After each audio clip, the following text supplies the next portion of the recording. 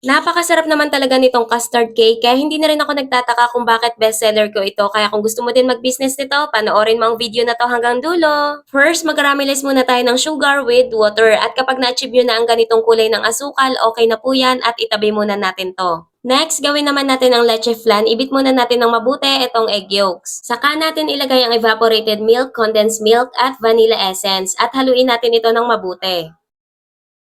Tapos, salain natin ito ng 3 beses para maging smooth ang ating leche flan at itabi din muna natin to. Gawin naman natin ang chiffon cake. Paghaluin lang natin ang all-purpose flour, sugar, baking powder at salt, then mix well. Ilagay na rin natin ang egg yolks, evaporated milk, cooking oil at vanilla essence. Tapos, haluin natin ito ng mabuti. Kapag ganito na ang texture, itabi din muna natin to.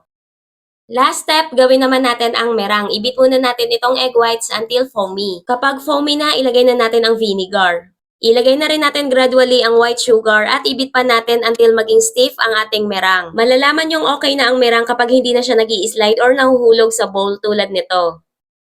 Maglagay muna tayo ng konting merang dito sa butter at i-mix natin ng mabuti para malesen ang lapot ng butter at hindi tayo mahirapan mag-cut and fold. After that, ilagay na natin lahat ng merang at i-cut and fold natin ito ng dahan-dahan para hindi ma-deflate ang merang. Ayan, dapat ganito kalapot ang inyong butter. Mag-assemble na tayo, ilagay na natin ang leche flan mixture dito sa pan na may caramelized sugar. Ibuhos na rin natin ang cake mixture. Huwag kayong mag-alala dahil hindi yan sila maghahalo dahil magaan lang naman ang chiffon butter. At kailangan din natin maglagay ng hot water dito sa square pan para maganda ang luto ng custard cake.